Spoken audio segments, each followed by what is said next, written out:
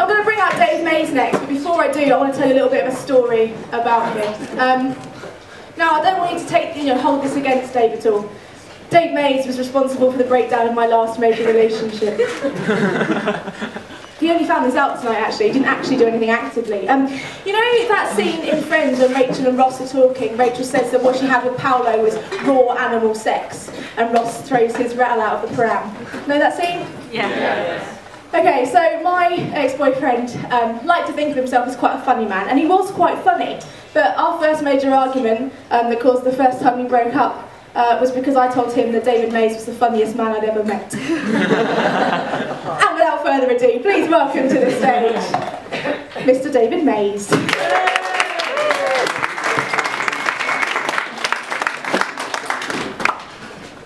Oh, that's a lot of expectation. A lot of expectation on me. Hello, everyone. Hello.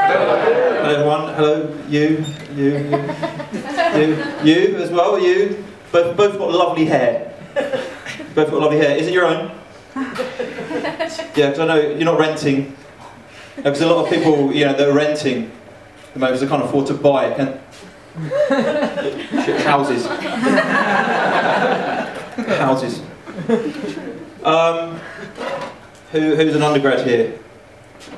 Do you all sing the song? You know the song? Do you know the song, don't you? Oh, UEA. Yeah. It's wonderful. It's full of tits, fanny, football, and light misogyny.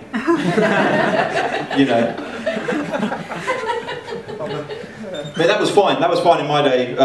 Tits, fanny, and football, when we were all paying £3 a year to be here. You could afford to be whimsical when you're paying £3 a year to be here. £9 a year, you probably want something a bit more. Oh, UEA is wonderful. It's full of career development, broaden horizons, and fanny. Because who says learning can't be fun? And you do really need to sharpen up, guys, because it is hard out there. I graduated just about 2.5 years ago now, and it's really hard out there, and I hate to sort of bring it down on the night. But it's hard out there. And in the 60s when it was hard, you had pop music. They had pop music in the 60s when it was hard.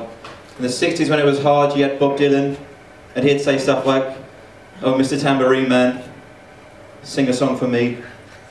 In the jingle jangle morning, I come following ye." And they all knew where they stood, didn't they? When Bob Dylan sung stuff like that, they all knew where they stood. Whereas today we don't have anything like that, do we? And I think the closest thing to Bob Dylan that we have today is probably Temple Run.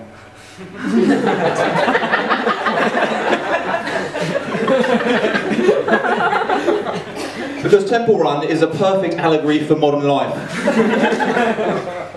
You're born, and there's a scream, isn't there, of the monkey.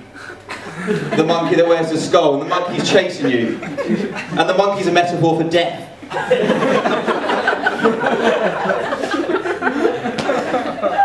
And what you do is you run for as long as you can. And you hop over stuff. You duck under stuff. You collect coins. That's sort of like your work in life. Collecting coins. And if you get past about 1,000 meters, some of the coins turn red. Because often in working life you will get a raise. Occasionally, you're on Temple Run 2, you're hopping to a minecart. I don't know what that means. But sooner or later you'll trip over something, and the monkey will get a little bit closer. That's when you're about 70. When things start to give out. Your kidneys. Your heart. Those close personal relationships you work so hard to forge.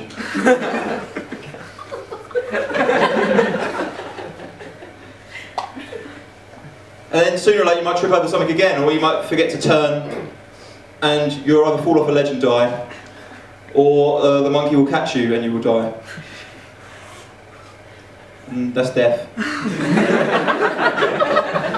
That's death. And it makes me weep sometimes when I'm playing Temple Run. because it's such a true sort of like allegory for life. And sometimes I weep so much that I can't beat my high score because my thumbs are just slipping off the screen.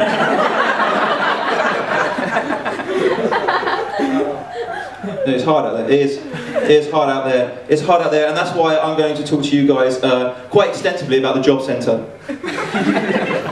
Because when I graduated here in 2010, I was in the congregation hall, and you know things are on. The problem with the congregation hall is it gives you the illusion that things are on the up. You know, you walk into that old sports hall and you think, well, I've made it. Everything's going to be alright now, isn't it? Who here has graduated already? Oh, for those of you who haven't, I'm going to spoil it for you. For about 20 minutes, an old man plays some drums. And then someone walks in with a scepter. And I'm sitting there going, oh yeah. Oh, it's made. Life's going to be alright. And then you shake an old man's hand. They film it, and then you go straight to the job centre. I don't know, some of you might be mature students, some of you might be a bit older. Has anyone ever been to a job centre before? Yeah. Yeah, a job centre is essentially basically a giant room where everyone hates you and themselves. I actually, when I was in the job centre once, I saw something very sad. Something very sad. It was a young mother with her child, and she was crying, and she was sort of cupping her hands in order to sort of catch the tears, so she could feed them to her young. Because she couldn't afford drinking water. It's really sad. Essentially, the job centre is... It was comic relief recently, so the job centre is sort of like one of those places that like Davina McCall would go, and she'd go, oh, it's horrible, isn't it? Oh, it's horrible here. Oh, but if I just stand on the stage for an hour with Rob Brydon, I'll feel a little bit better at myself. It'd be alright, wouldn't it? If I do that, and it's not going to be alright, Davina. It's alright. Essentially, I guess, sort of, if we're looking into popular culture, the job centre is kind of like Mordor from the popular films and books. Lord of the Rings. You only ever really go there if you work there or out of necessity.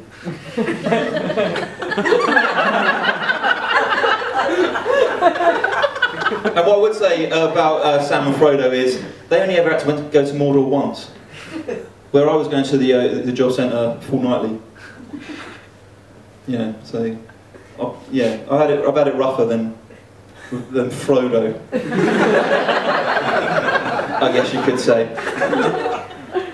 And in the job centre they give you this little, basically, actually I don't know why any of you are studying, because at the job centre, right, there are pluses to it. If you go there fortnightly, every week they will give you £56.53.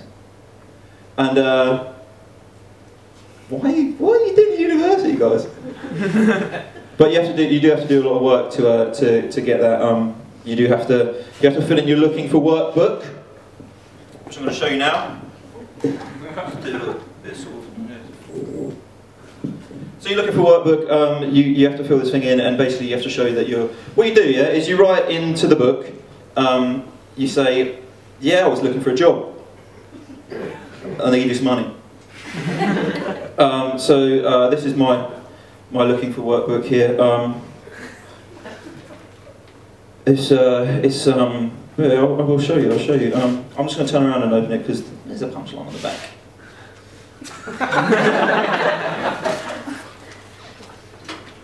So basically column 1 is what I did, the what I did column. The what I did column is basically what did you do to find a job. This is sort of towards the tail end of my job centre experience. So I'm quite, you know, not so good mentally. And I've just written what I did, and I've just written wept. Wept. And then I've an ellipses. Because I studied English. quite a lot. Quite a lot for what seemed like an eternity. And I've sort of, you put the date that you did that thing, and I didn't know really what to do date-wise, because did I put the day I started weeping, or the day I ended weeping, or... So what I've done is just put all the dates. That was all the dates I was crying. All the dates I was crying. And then, if you're interested, the 3rd of March last year to the 2nd of April last year. So this time last year, I've just been crying. I could have, if I was here, I'd have been crying. Maybe in that corner over there, just crying. And then I kind of thought, no, Dave, you've got to do something more than crying, right? So I went, oh, you know what? I'm gonna show them what I think. So the next column is what happened. What happened? And I was just, you know, I got pretty righteous here, and I put, yeah, you know what? I realised we're nothing but cogs in the capitalist agenda of the upper echelons of our society. And then I got really righteous, and I decided to write this on the whole other page. Because why not? You know, China, you've had it for too long. Free it. Free Tibet. Why won't they free Tibet?